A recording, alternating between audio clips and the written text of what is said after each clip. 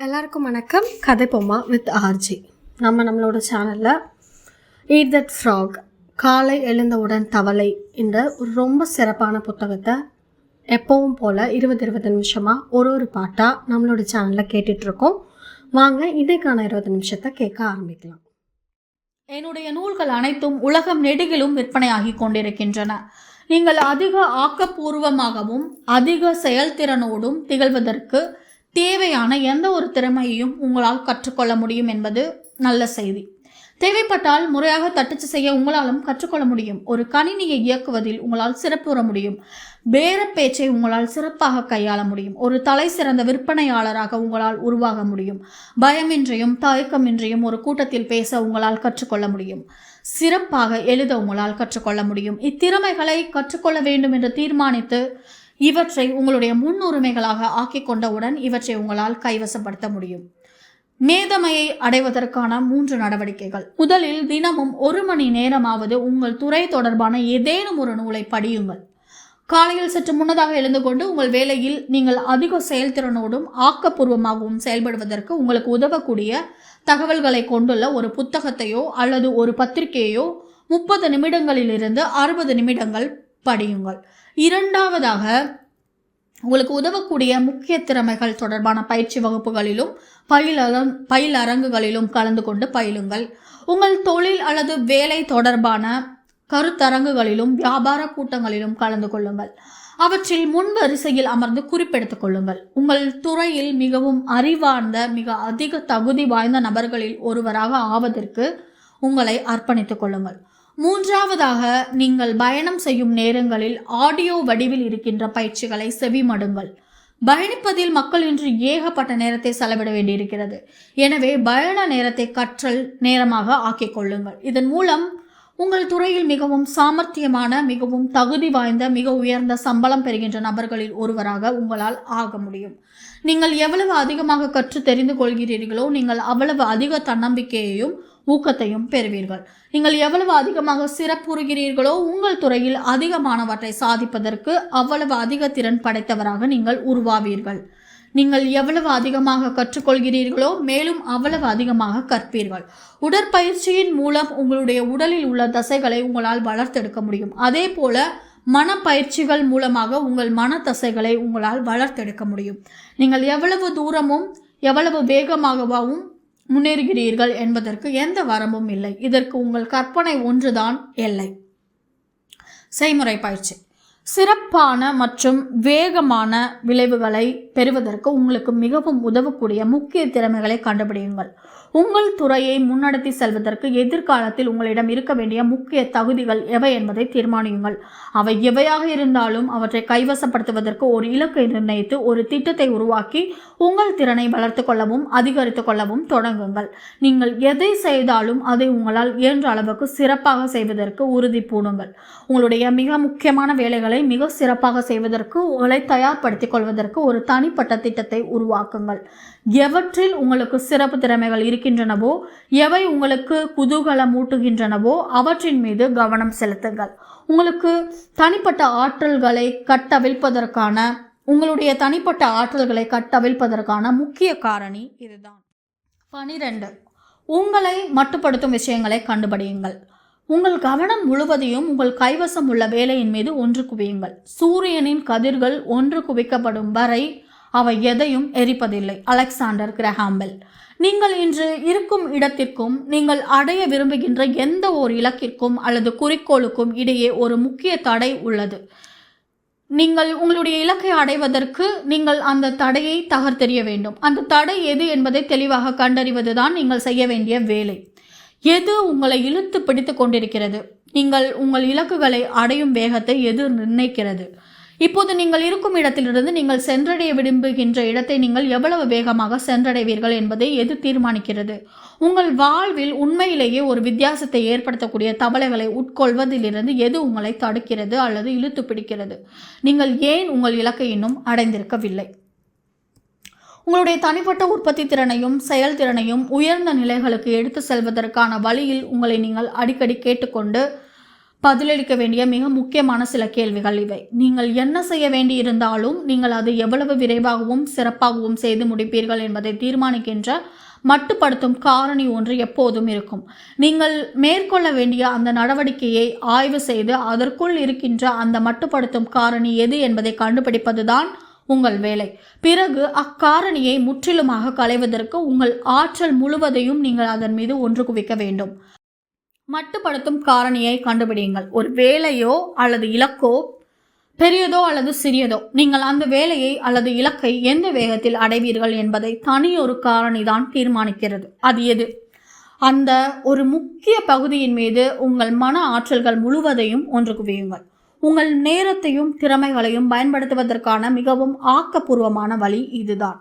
இந்த காரணி உங்களுக்கு தேவையான உதவியை அல்லது தீர்மானத்தை வழங்கக்கூடிய ஒரு நபராக இருக்கலாம், உங்களுக்கு தேவையான ஒரு பலமாக இருக்கலாம், உங்கள் நிறுவனத்தின் ஏதோ ஒரு பகுதியில் உள்ள ஒரு பலவீனமாக இருக்கலாம், அல்லது வேறு எதுவாகவோ இருக்கலாம். ஆனால் மட்டுப்படுத்தும் காரணி ஒன்று எப்போதும் இருந்து கொண்டே இருக்கிறது. அதை கண்டுபிடிக்கும் வேலை எப்போதும் உங்களுடையதுதான். எடுத்துக்காட்டாக, புதிய வாடிக்கையாளர்களை உருவாக்குவதும் அவர்களை தக்க வைத்துக் கொள்வதும் தான் ஒரு வியாபாரத்தின் நோக்கமாகும். போதுமான அளவில் இதை செய்வதன் மூலம் அந்நிறுவனம் லாபங்களை சம்பாதிக்கிறது, தொடர்ந்து வளரவும் செழிக்கவும் செய்கிறது. ஒவ்வொரு தொழிலிலும் ஒரு மட்டுப்படுத்தும் காரணி இருக்கிறது. அந்நிறுவனம் தன் குறிக்கோளை எவ்வளவு விரைவாகவும் சிறப்பாகவும் எட்டுகிறது என்பதை அதுதான் தீர்மானிக்கிறது. அது அந்நிறுவனத்தின் மார்க்கெட்டிங் துறையாகவோ விற்பனை எண்ணிக்கையாகவோ அல்லது விற்பனை துறையாகவோ கூட இருக்கலாம். அது நிர்வாக செலவுகளாகவோ உற்பத்தி முறைகளாகவோ அல்லது பண போக்குவரத்தாகவோ இருக்கலாம். அந்நிறுவனத்தின் வெற்றி அதன் வாடிக்கையாளர்களாலோ போட்டியாளர்களாலோ அல்லது தற்போதைய சந்தையாலோ தீர்மானிக்கப்படக்கூடும். இவற்றில் ஏதோ ஒரு காரணி வேறு எது ஒன்றை விடவும் அதிகமாக அந்நிறுவனம் தன்னுடைய வளர்ச்சிக்கான இலக்குகளையும் லாபத்திற்கான இலக்குகளையும் எவ்வளவு விரைவாக அடைகிறது என்பதை தீர்மானிக்கிறது. அது எது? எந்த ஒரு செயல்முறையிலும் உள்ள மட்டுப்படுத்தும் காரணியை துல்லியமாக அடையாளம் கண்டு கொள்வதும் அக்காரணியின் மீது கவனம் செலுத்துவதும் வேறு எந்த ஒரு நடவடிக்கையையும் விட மிக குறுகிய காலத்தில் அது மிக அதிகமான முன்னேற்றத்தை ஏற்படுத்துகிறது. மட்டுப்படுத்தும் காரணிகளில் 80/20 விதியை செயல்படுத்துங்கள். உங்களுடைய தனிப்பட்ட வாழ்க்கையிலும் உங்கள் வேலையிலும் உள்ள மட்டுப்படுத்தும் காரணிகளுக்கும் இந்த 80/20 விதி மிக பொருத்தமானதாக இருக்கிறது. நீங்கள் உங்கள் இலக்குகளை அடைவதிலிருந்து உங்களை இழுத்து பிடித்து கொண்டிருக்கின்ற காரணிகளில் 80% அகவயமானவையாகவும் அவை உங்களுக்குள் இருக்கின்றன. உங்களுடைய தனிப்பட்ட பண்பு நலன்கள், திறமைகள், பழக்க வழக்கங்கள், ஒழுங்குகள், தகுதிகள் ஆகியவை அவற்றில் சில. அந்த 80% காரணிகளில் சில உங்கள் சொந்த நிறுவனத்திற்குள்ளும் இருக்கலாம். 20% காரணிகளே புறக்காரணிகளாக இருக்கின்றன. போட்டி சந்தைகள், அரசாங்கங்கள், பிற போட்டி நிறுவனங்களை ஆகியவற்றை இதற்கு எடுத்துக்காட்டுகளாக கூறலாம். உங்களை மட்டுப்படுத்துகின்ற முக்கிய காரணி அளவில் சிறியதாகவும் வெளிப்படையானதாக இல்லாமலும் இருக்கலாம். சில சமயங்களில் ஒரு செயல்முறையில் உள்ள எல்லா நடவடிக்கைகளையும் ஒரு பட்டியலிட்டு கொண்டு அவற்றில் ஒவ்வொன்றையும் ஆய்வு செய்து எது உங்களை இழுத்து பிடித்து கொண்டிருக்கிறது என்பதை நீங்கள் துல்லியமாக கண்டுபிடிக்க வேண்டும். சில சமயங்களில் உங்கள் வாடிக்கையாளர்களின் தனியார் எதிர்மறையான கண்ணோட்டமோ அல்லது மறுப்போ கூட ஒட்டுமொத்த செயல்முறையின் வேகத்தை குறைத்து கொண்டிருக்கக்கூடும். சில சமயங்களில் ஒரு குறிப்பிட்ட விஷயம் இல்லாதது உங்களுடைய பொருட்களின் அல்லது சேவைகளின் விற்பனையை பாதித்து கொண்டிருக்கக்கூடும். உங்களுடைய நிறுவனத்தை நேர்மையாக ஆய்வு செய்யுங்கள். உங்கள் மேலதிகாரி, சக ஊழியர்கள், உங்களின் கீழ் பணியாற்றுவோர் ஆகியோரை நன்றாக கவனித்து அவர்களிடம் இருக்கும் ஏதோ ஒரு பெரிய பலவீனம் உங்களையோ அல்லது உங்களுடைய நிறுவனத்தையோ இழுத்து பிடித்து கொண்டிருக்கிறதா என்று பாருங்கள். அந்த பலவீனம் நீங்கள் உங்களுடைய முக்கியமான இலக்கை அடைவதிலிருந்து உங்களை தடுத்து கொண்டிருக்கக்கூடும். உங்களுக்குள் பாருங்கள், எனக்குள் இருக்கின்ற எது என்னை இழுத்து பிடித்து கொண்டிருக்கிறது என்ற கேள்வியை கேட்பதன் மூலமாகவே வெற்றிகரமான மக்கள் மட்டுப்படுத்தும் காரணிகளை எப்போதும் ஆய்வு செய்ய தொடங்குகின்றனர். தங்களுடைய வாழ்க்கைக்கு அவர்கள் முழு பொறுப்பு ஏற்றுக்கொள்கின்றனர். தங்கள் பிரச்சனைகளுக்கான காரணங்களையும் தீர்வுகளையும் அவர்கள் தங்களுக்குள் தேடுகின்றனர். உங்கள் சொந்த வாழ்க்கையில் உங்கள் செயல்திறனை மட்டுப்படுத்துகின்ற காரணியை உங்களுக்குள் தேடுவதற்கான நேர்மை உங்களிடம் இருக்க வேண்டும். நான் விரும்புகின்ற விளைவுகளை நான் எந்த வேகத்தில் பெறுகிறேன் என்பதை எது தீர்மானிக்கிறது என்று நீங்கள் தொடர்ந்து உங்களிடம் கேட்டு வர வேண்டும். துல்லியமான விடை வரும் வரை ஓயாதீர்கள். எது உங்களை மட்டுப்படுத்துகின்ற காரணி என்பது உங்களுக்கு தெளிவாக தெரிந்தால்தான் அதை களைவதற்கான உத்தியை உங்களால் தீர்மானிக்க முடியும். சரியான காரணியை கண்டுபிடிக்க தவறுவது அல்லது தவறான காரணியை கண்டுபிடிப்பது உங்களுக்கு தவறான திசையில் கொண்டு சேர்த்துவிடும். நீங்கள் தவறான பிரச்சனையை தீர்த்து கொண்டிருப்பீர்கள். என்னிடம் வாடிக்கையாக ஆலோசனையும் பயிற்சியும் பெற்றுக்கொண்டிருந்த ஒரு பெரு நிறுவனத்தின் விற்பனை சரிந்து கொண்டிருந்தது. தங்களுடைய விற்பனை துறை மற்றும் விற்பனை மேலாண்மை துறையின் தரம்தான் தங்களை வெகுவாக மட்டுப்படுத்தியது என்ற முடிவுக்கு அதன் தலைவர்கள் வந்தனர். எனவே மேலாண்மை துறையை மறு ஒழுங்கமைப்பதிலும் விற்பனையாளர்களுக்கு மீண்டும் பயிற்சி அளிப்பதிலும் அவர்கள் ஏராளமான நேரத்தை செலவிட்டனர். ஆனால் அவர்களுடைய கணக்காளர் ஒருவர் அவர்களுடைய விற்பனை பொருட்களின் விலையை தவறுதலாக சந்தையில் அவர்களுடைய போட்டியாளர்கள் நிர்ணயித்திருந்த விலையை விட மிக அதிகமாக நிர்ணயித்திருந்ததுதான் அவர்களுடைய விற்பனையில் ஏற்பட்ட சரிவுக்கான உண்மையான காரணம் என்பதை பின்னர் தான் அவர்கள் கண்டுபிடித்தனர். அவர்கள் தங்கள் விற்பனை பொருட்களின் விலையை சரி செய்தவுடன் அவர்களுடைய விற்பனை மீண்டும் உயர்ந்தது. அவர்கள் மீண்டும் லாபம் ஈட்டத் தொடங்கினர். மட்டுப்படுத்தும் காரணி ஒவ்வொன்றுக்கு பின்னாலும் அதை நீங்கள் கண்டுகொண்டு வெற்றிகரமாக நீக்கிய பிறகும் இன்னொரு மட்டுப்படுத்தும் காரணி இருப்பதை நீங்கள் கண்டுபிடிப்பீர்கள். காலையில் சரியான நேரத்தில் வேலைக்கு செல்ல நீங்கள் முயற்சித்து கொண்டிருந்தாலும் சரி, அல்லது ஒரு வெற்றிகரமான தொழில் வாழ்க்கையை கட்டி எழுப்ப முயற்சித்து கொண்டிருந்தாலும் சரி, உங்களுடைய முன்னேற்றத்தின் வேகத்தை தீர்மானிக்கின்ற மட்டுப்படுத்தும் காரணிகளும் முட்டுக்கட்டைகளும் எப்போதும் இருந்து கொண்டேதான் இருக்கும். அவற்றை கண்டுபிடித்து உங்கள் ஆற்றல் முழுவதையும் அவற்றின் மீது ஒன்று குவித்து உங்களால் இயன்ற அளவுக்கு விரைவாக அவற்றை களைவதுதான் உங்கள் வேலை. மட்டுப்படுத்தும் காரணி ஒன்றை அல்லது ஒரு தடையை நீக்குவதோடு உங்கள் நாளை துவக்குவது உங்களுக்குள் ஆற்றலையும் தனிப்பட்ட சக்தியையும் நிரப்புகிறது. உங்கள் முன்னால் இருக்கின்ற வேலையை நீங்கள் முழுமையாக செய்து முடிப்பதற்கு அது உங்களை உந்தி தள்ளுகிறது. பல சமயங்களில் ஒரு முக்கியமான மட்டுப்படுத்தும் காரணியை களைவதுதான் அக்கணத்தில் நீங்கள் உட்கொள்ள வேண்டிய மிக முக்கியமான தவளையாக இருக்கிறது. செய்முறை பயிற்சி. வாழ்வில் இன்று உங்களுடைய மிக முக்கியமான இலக்கு எது என்பதை கண்டுபிடியுங்கள். அது எந்த ஓர் இலக்கு அதை நீங்கள் வெற்றிகரமாக அடையும் பட்சத்தில் உங்கள் வாழ்வின் மீது மாபெரும் நேர்மறை தாக்கத்தை ஏற்படுத்தும். உங்கள் வேலையில் நீங்கள் சாதிக்கின்ற எந்த ஒரு விஷயம் உங்கள் தொழில் வாழ்க்கையில் மாபெரும் நேர்மறை தாக்கத்தை ஏற்படுத்தும். நீங்கள் அந்த இலக்கை அடையும் வேகத்தை தீர்மானிக்கின்ற அகவயமான அல்லது புறவயமான மட்டுப்படுத்தும் காரணி எது என்பதை கண்டுபிடியுங்கள். நான் ஏன் இன்னும் இந்த இலக்கை அடைந்திருக்கவில்லை, என்னுள் இருக்கும் எது என்னை இழுத்து பிடித்து கொண்டிருக்கிறது என்று உங்களை நீங்களே கேட்டுக்கொள்ளுங்கள். உங்கள் விடைகள் என்னவாக இருந்தாலும் அவற்றின் மீது உடனடியாக நடவடிக்கை எடுங்கள். களத்தில் இறங்குங்கள். 13. உங்களுக்கு நீங்களே அழுத்தம் ஏற்படுத்திக் கொள்ளுங்கள். சற்றும் களைப்புறாமல் ஒரு பிரச்சனையை தீர்ப்பதற்கு உங்கள் உடல் ஆற்றலையும் மன ஆற்றலையும் தொடர்ந்து பயன்படுத்துவதற்கான உங்கள் திறன்தான் வெற்றிக்கான முதல் தேவையாகும். Thomas Alva Edison. தாங்கள் விரும்புகின்ற வகையான நபர்களாக தாங்கள் ஆவதற்கு யாரோ ஒருவர் வந்து தங்களை ஊக்குவிக்க வேண்டும் என்று காத்து கொண்டிருக்கின்ற மக்கள் ஏராளமானோர் இவ்வுலகில் உள்ளனர். ஆனால் யாரும் அவர்களுடைய உதவிக்கு வருவதில்லை என்பதுதான் பிரச்சனை. பேருந்துகள் எதுவும் செல்லாத ஒரு தெருவில் அவர்கள் காத்து கொண்டிருக்கின்றனர். அவர்கள் தங்கள் வாழ்க்கையை தங்கள் கட்டுப்பாட்டிற்குள் கொண்டு வராவிட்டால், தங்களை தாங்களே அழுத்தத்திற்கு உட்படுத்தி கொள்ளாவிட்டால் அவர்கள் நிரந்தரமாக காத்து கொண்டிருக்க வேண்டியதுதான். இதைத்தான் பெரும்பாலான மக்கள் செய்கின்றனர். வெறும் 2% மக்களால் மட்டுமே பிறருடைய கண்காணிப்பின்றி வேலை செய்ய முடிகிறது. இவர்களை நாம் தலைவர்கள் என்று அழைக்கிறோம். நீங்கள் இப்படிப்பட்ட ஒருவராக ஆவதற்காகவே படைக்கப்பட்டிருக்கிறீர்கள். அத்தகையவராக ஆவது உங்களுக்கு சாத்தியம்தான். ஆனால் ஒரு தலைவராக ஆக வேண்டும் என்று முதலில் நீங்கள் தீர்மானித்தாக வேண்டும். நீங்கள் உங்களுடைய ஆற்றலை முழுமையாக அடைய விரும்பினால் உங்கள் மீது நீங்களே அழுத்தம் ஏற்படுத்திக் கொள்ளும் பழக்கத்தை நீங்கள் உருவாக்கியாக வேண்டும். இன்னொருவர் வந்து உங்களுக்கு அழுத்தம் கொடுப்பதற்காக நீங்கள் காத்து கொண்டிருக்கக்கூடாது. உங்களுடைய சொந்த தவளைகளை நீங்கள் தான் தேர்ந்தெடுக்க வேண்டும். முக்கியத்துவத்தின் அடிப்படையில் அவற்றை ஒவ்வொன்றாக நீங்கள் தான் உட்கொள்ள வேண்டும். உங்கள் துறையை முன்னின்று வழி நடத்துங்கள். உங்களை ஒரு முன்மாதிரியாக கருதி கொள்ளுங்கள். உங்கள் தரத்தை நீங்களே உயர்த்தி கொள்ளுங்கள். உங்கள் சொந்த வேலைக்கும் நடத்தைக்கும் நீங்கள் நிர்ணயிக்கின்ற தரங்கள் வேறொருவர் நிர்ணயிக்கக்கூடியவற்றை விட மிக உயர்வாக இருக்க வேண்டும். காலையில் சற்று முன்னதாகவே வேலையை துவக்குவதையும், இன்னும் சற்று கடினமாக உழைப்பதையும், மாலையில் கூடுதலாக சிறிது நேரம் வேலை செய்வதையும் ஒரு விளையாட்டு போல் ஆக்கிக் கொள்ளுங்கள். உங்களிடமிருந்து எதிர்பார்க்கப்படுகின்றவற்றை மிக அதிகமாக பங்களிப்பதற்கான வழிகளை எப்போதும் தேடுங்கள். உங்களுக்கு எந்த வேலைக்காக சம்பளம் கொடுக்கப்படுகிறதோ அதை விட அதிகமான வேலைகளை செய்யுங்கள். சுய மதிப்பு என்பது உங்கள் மீது நீங்கள் கொண்டிருக்கும் மதிப்பு என்று உளவியலாளர் நதானியல் பிரெய்டன் வரையறுக்கிறார். நீங்கள் செய்கின்ற அல்லது செய்ய தவறுகின்ற எல்லாவற்றையும் கொண்டு நீங்கள் உங்கள் மதிப்பை உயர்த்துகிறீர்கள் அல்லது குழி தோண்டி புதைக்கிறீர்கள். ஆனால் உங்களால் இயன்ற அளவுக்கு செயல்படுவதற்கு உங்களை நீங்களே உந்தி தள்ளும் போது நீங்கள் உங்களை பற்றி நல்ல விதமாக உணர்கிறீர்கள். சராசரி நபர்கள் தங்கள் முயற்சியை வழக்கமாக எந்த கட்டத்தில் கைவிடுகின்றனரோ நீங்கள் அந்த கட்டத்தை தாண்டி செல்லும் ஒவ்வொரு முறையும் உங்கள் சுயமதிப்பை அதிகரிக்கிறீர்கள்.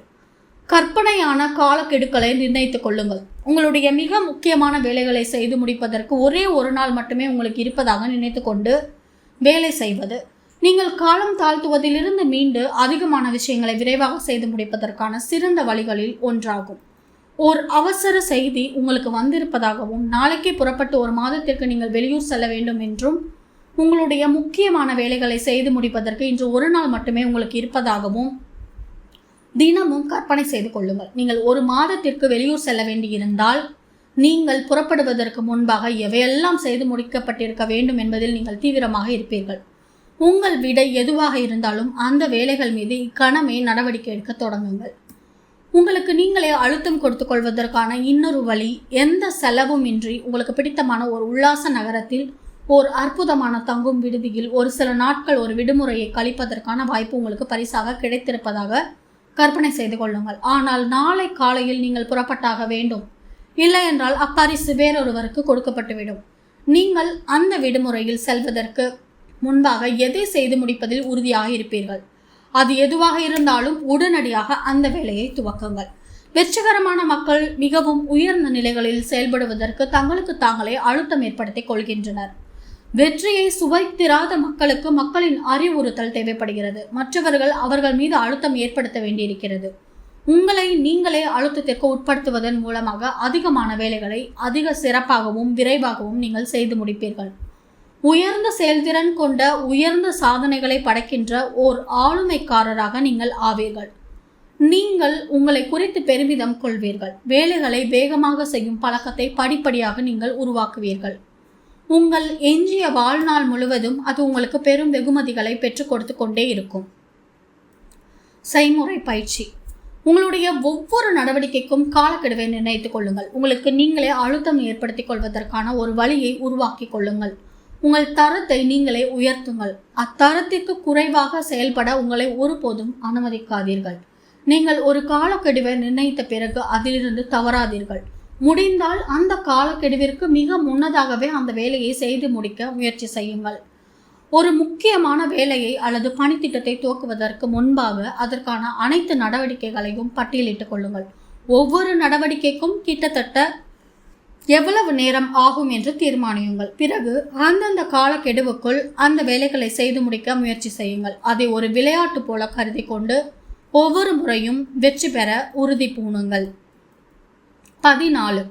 செயலில் இறங்க உங்களை நீங்களே ஊக்குவித்துக் கொள்ளுங்கள். துணிகர சாகசம், வெற்றி ஆகியவை குறித்த தனியாத ஆர்வத்திலும் படைப்பாற்றல் மிக்க நடவடிக்கைகளிலும் தான் மனிதன் தன்னுடைய உச்சக்கட்ட ஆனந்தத்தை காண்கிறான். அந்துவான் த செயின்ட் எக்ஸுபெரி. நீங்கள் உங்களால் இயன்ற அளவுக்கு சிறப்பாக செயல்பட விரும்பினால் உங்களை நீங்களே உற்சாகப்படுத்திக் கொள்ள நீங்கள் கற்றுக்கொள்ள வேண்டும். நீங்கள் உங்கள் துறையில் சிகரத்தை தொட விரும்பினால் உங்களை நீங்களே பயிற்றுவித்துக் கொள்கின்ற உற்சாகப்படுத்திக் கொள்கின்ற ஒரு வழக்கத்தை நீங்கள் உருவாக்கி கொள்ள வேண்டும். உங்களுடைய பெரும்பாலான உணர்ச்சிகள், அவை நேர்மறையானவையோ அல்லது எதிர்மறையானவையோ, ஒவ்வொரு நிமிடமும் உங்களுக்கு நீங்களே என்ன கூறிக்கொள்கிறீர்கள் என்பதால் தான் தீர்மானிக்கப்படுகின்றன. உங்களுக்கு நிகழும் விஷயங்கள் நீங்கள் எவ்வாறு உணர்கிறீர்கள் என்பதை தீர்மானிப்பதில்லை. மாறாக அவற்றை நீங்கள் அர்த்தப்படுத்திக் கொள்ளும் விதம் தான் நீங்கள் உணரும் விதத்தை தீர்மானிக்கிறது. உங்களுடைய அனுபவங்களை நீங்கள் எவ்வாறு பார்க்கிறீர்கள் என்பதுதான் அந்நிகழ்வுகள் உங்களை ஊக்குவிக்கின்றனவா அல்லது ஊக்கமிழக்க செய்கின்றனவா என்பதையும், உங்களுக்கு ஆற்றல் அளிக்கின்றனவா அல்லது உங்களிடமிருந்து ஆற்றலை உறிஞ்சுகின்றனவா என்பதையும் பெருமளவு தீர்மானிக்கிறது. நீங்கள் தொடர்ந்து ஊக்கத்துடன் இருப்பதற்கு நீங்கள் ஒரு நன்னம்பிக்கையாளராக இருக்க உறுதி பூண வேண்டும். உங்களை சுற்றிலும் உள்ள மக்களுடைய வார்த்தைகளுக்கும் அவர்களுடைய செயல்களுக்கும் உங்களுடைய சூழ்நிலைகளுக்கும் நேர்மறையாக செயல்விடை அளிப்பதென்று நீங்கள் தீர்மானிக்க வேண்டும்.